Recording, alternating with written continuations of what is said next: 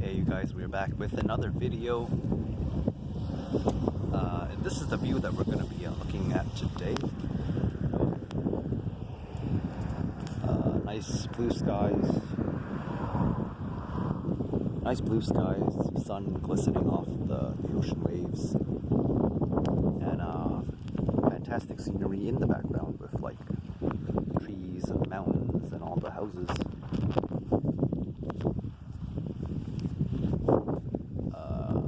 And the topic for today, which I wanted to talk about, which was why you're feeling antsy at times, right? Sometimes when we get caught up with the workings of like everyday life, we might feel like we feel like we have to always do something, or we feel kind of like agitated, as though we're like ungrounded, right? It's like kind of like how you would feel if you have too much energy, that kind of feeling where you're like, I must do something, I can't sit still, I can't just relax. It's like very uncomfortable for me to just sit and enjoy myself. And so if you are in that state, most likely it's because you've been stuck in what I call a competitive mindset. And so you can see this most evident with like drivers on the road. If you ever notice them, whenever they get caught behind a slow driver, they will always try to find a way to like overtake them, the slow driver, or honk at them, or tailgate them.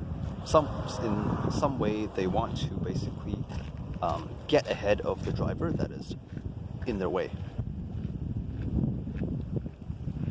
And this stems from this need to like always be either going somewhere or being ahead of someone else.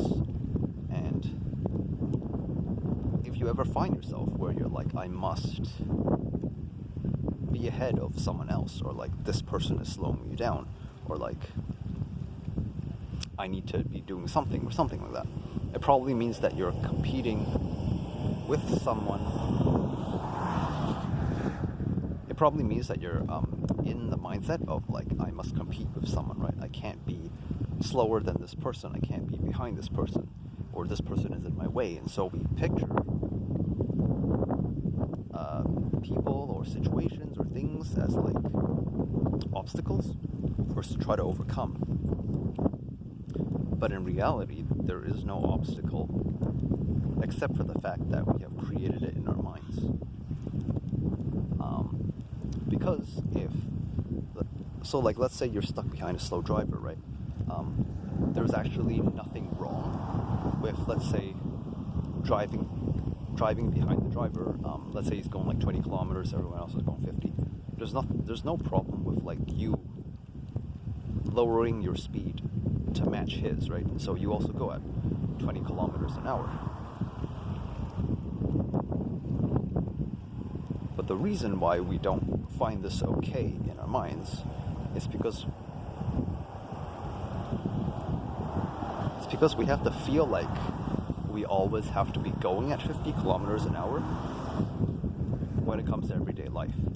So for us to lower our speed, even if it's just temporary, is considered like unthinkable, because our ego gets in the way, right? Our ego is just like, we must get to our destination as quickly as possible. We can't slow down for 5 minutes to allow this slow driver to, be ahead of us. Like, the ego cannot stand being second place, or it cannot stand having someone else superior to us, which is how the ego perceives a slow driver, right? Because the slow driver is in front of us and acting as an obstacle to prevent us from going faster. And so, if you ever have this kind of energy where you feel like you have to, where you're feeling like you're very uncomfortable and you need to go faster for some reason, chances are it's your ego is in the way, and it's the one that's in the driver's seat, controlling you and telling you what to do. And so you're not really in charge of your body in that moment. You're just doing what your ego wants. And you're letting it take control, which is why you feel that way. If you simply just sit back, though, and you allow whatever the situation calls for to happen, then you'll realize that all the resistance that is being put up, that is making you feel that way, will disappear. So that antsiness of yours will disappear. Your stress will disappear. The negative emotions that you're facing in that moment will also disappear as well. So like, if you lowered your speed to match the 20-kilometer driver, now you're traveling at 20 kilometers as well. And so while you may be going a little bit slower, there is absolutely nothing wrong with that.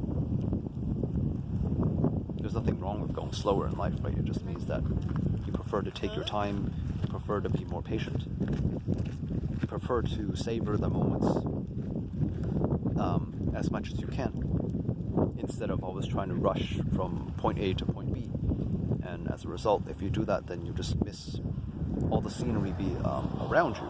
You don't really get to experience life because you're so caught up with achievements or getting to places that you don't actually live life, which is very silly, right? So in Chinese culture, we have like this saying where it's just like, those who rush are in a hurry to die. Because it's basically like, from the point that you were born to the point that you will leave this planet, there is something called life, and there's something called what you experience, right? And these things, these experiences, are what will give you the satisfaction you want in your life. If you're so caught up with trying to get to your end destination, then you are basically rushing towards your death, which is hilarious, because just like, imagine someone who is born like as a baby, and then the minute they get born, they're like, okay, I'm gonna off myself, because they are rushing towards a destination. And as you know, the destination that we're all headed towards is death. That may not happen for 70, 80, 90, 100 years, however old you are. But if you keep rushing in your life, then you'll find that the amount of years you have before you reach that end destination is going to shorten and shrink, which is why in Chinese culture they have that saying, which is, why are you hurrying to your death, right? There's nothing to rush. There's no reason to rush unless you're in a hurry to die. And it's twofold, right? So that's one way of perceiving it. Another way is just like, if you rush, then you're much more likely to have accidents because you're being reckless and you're not really paying attention to your surroundings, and as a result, you make mistakes. And so that's why if you ever see like people around you that are trying to rush you or get you to go faster, it's their problem, and they are the ones that need to deal with their ego. You don't actually have to do anything to try to appease their desire to die faster. A good example. Hold on.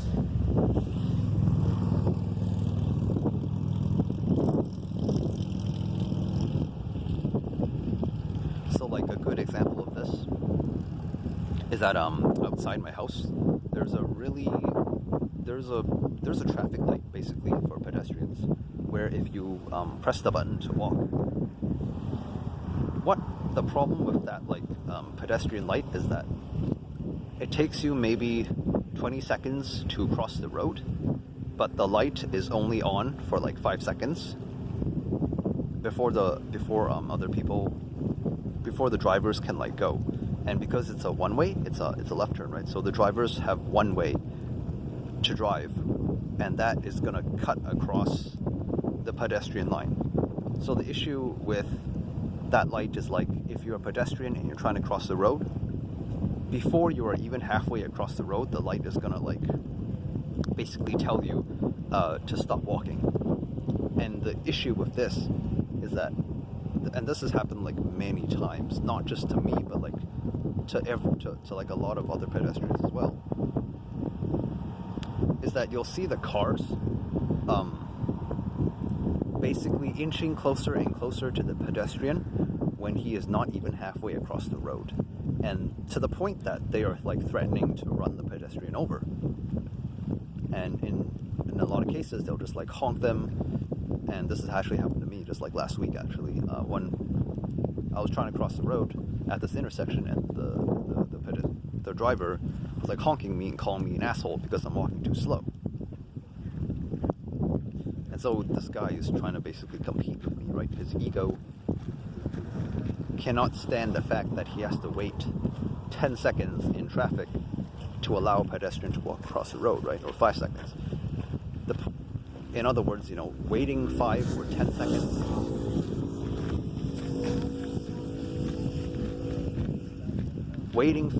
seconds to him is absolutely unthinkable, right? It is something that he cannot do, which tells you more about his emotional instability more than anything else, right? Hold on. If you like meet these kind of people who aren't capable of waiting or slowing their life down, probably means that they're emotionally unstable, or that there's something going on in their life that is causing them to act that way. And most of the time it's because of their mindset and their inability to learn how to like just go with the flow, right? There's another good saying, which is, if you look at nature, Mother Nature does not rush, yet everything is accomplished, right? You can't scream at a plant and tell it to grow faster, right? It may take 1 or 2 or 3 years before a tree is going to sprout from the ground and grow branches and grow fruit. And no matter what you do, the tree is not going to grow any faster. It takes time to do certain things. And that's where our ego doesn't like it. Our ego is always trying to beat the system, so to say. It's always trying to find shortcuts to get to our destination faster, because it wants to have as many experiences as it possibly can. But that doesn't necessarily mean that the ego is going to enjoy those experiences, right? If you eat at a buffet and you rush your meal within 10 or 20 minutes, you might be able to eat every single piece of food at the buffet, but that doesn't mean you're going to savor the flavor. It just means that you're going to stuff it in your mouth, you're going to chew it a few times, and then you're going to swallow it, right? You're not going to really taste those. You're not really going to be able to taste the delicacy of what you're eating, the flavor, the texture, creaminess, sauce. You're just kind of rushing through it, right? If you know anything about rushing, most of the time people will rush when they are in pain, right? Ooh, look at those pigeons. So if you're ever in like a painful situation, right, where, like, let's say, what's a good example? Let's say you're stuck outside and it's really cold, right? You are probably going to be in a rush to get indoors because you are in pain, right? You're uncomfortable and you do not want to be in the situation of being cold. And so you're going to do your best to rush to try and get out of that situation, because you are uncomfortable with what's going on. And so basically, if you find yourself wanting to go somewhere or run away, or like you have this nervous energy, you are probably in pain, or you have a competitive mindset, which is, again, it can be perceived as a form of pain, right? Being second place is perceived as a form of pain because it's not first, right? It makes you feel like I'm not a winner, right? It makes you feel like you're a loser, or it makes you feel like, that you're not living up to your potential.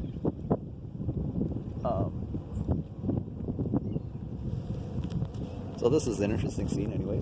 all the seagulls playing around. Thought I'd capture it. It's a good analogy, actually, if you look at the seagulls. Right? They're just playing around. They're all having fun, and they never really rush each other. They're all just enjoying themselves. They don't think about getting to destination A or B. And they don't let their peers affect what they want to do, right? They just kind of go with the flow. They don't really have any sort of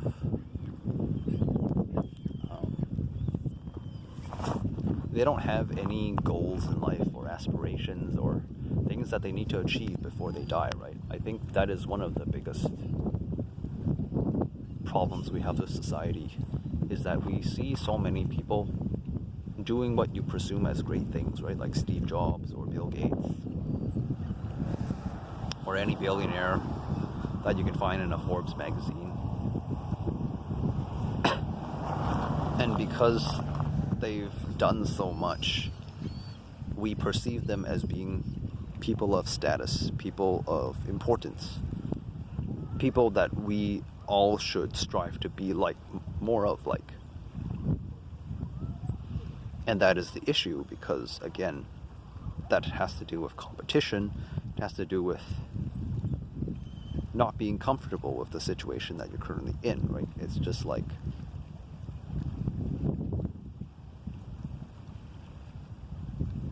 it sets a standard which not everyone can achieve. And that is why there is so much stress and unhappiness in society today. That is why drivers are honking you on the road when you just want to walk across the street. Because they all perceive themselves as inferior if they are not at the same level as these like hotshot celebrities. Which in most cases is actually a lie. Most of them are actually deeply unhappy. And this is not from me, this is from a man whom some of you may know as Tony Robbins. He said that he's worked with a lot of Fortune 500 company CEOs. He was talking to a billionaire client of his once, and his client basically rung him up and said, you know, I've got a wife, I've got kids, I've got, 9 mansions, I've got everything, and I've got like billions of dollars in my bank account. I'm wealthy, I'm successful, and yet I'm depressed and I'm miserable. Why? He couldn't understand it. And the reason is because he put his value on his status and his money and his wife and his house and his kids and all that stuff, which is what society wants us to do, because that's what we perceive as happiness. But for that guy, hold on.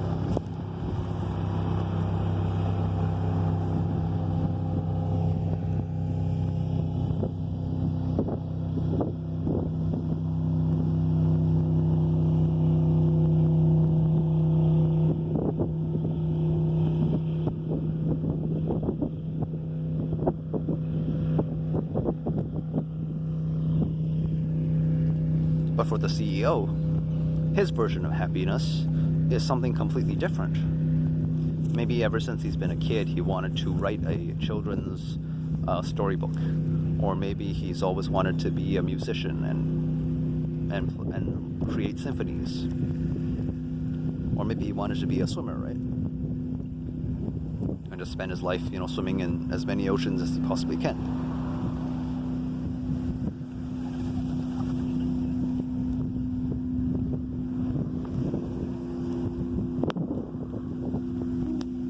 Don't know if you can see that, but basically there's a group of pigeons that keep doing flyovers. It's really interesting.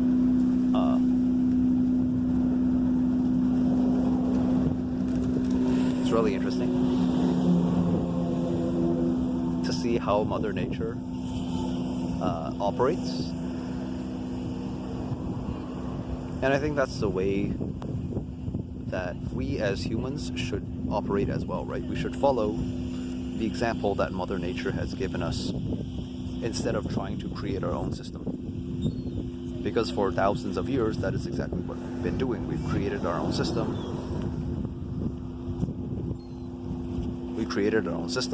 We've created cities, we've created... Hold on. I ordered seats from Amazon. I should have them soon. No, this one that's pricey.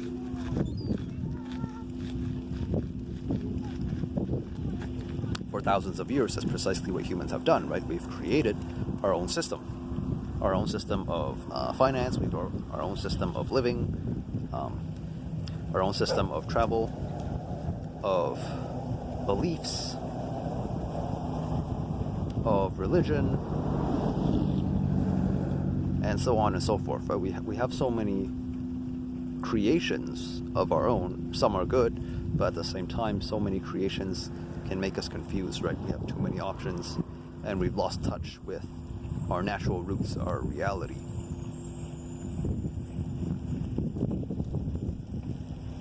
Profound idea just popped into my head right now, which is like,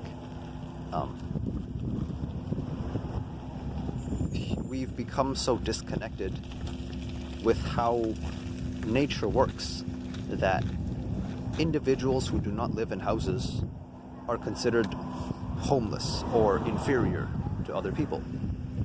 But then if you go back, thousands and millions of years ago, we used to live in caves, right? We didn't live in houses. All of us were homeless. Every single one of us. We lived on the streets, right? We lived in the jungles. We lived in the trees, the forests. We did that for, thousands of years before we became civilized and now live in houses and stuff like that. But yet, if you look at someone who's like, living on the street, we look down on them as though there's something wrong with them, when in reality there's something wrong with us because of our beliefs and how we see other people. So yeah, that's all I wanted to talk about today. In regards to like feelings of feeling rushed or anxious or an uncomfortable kind of energy, it usually means, again, you're competing with something or someone. You could be competing with the driver that's in front of you. You could be competing with your peers whom you view as better than you are because maybe they make more money than you, or maybe they're in a relationship and you're not, or they're at a point in their life where you would like to be but you're not there yet, so you feel this urge to feel like you need to do something. But in reality, I believe that everything has its place and time and will come when that moment is right. Because as the wise guru once said, right, if you are not ready for a blessing, then it becomes a curse. Because then all of a sudden your life changes. It's out of your control and you don't know how to handle the blessings that come your way.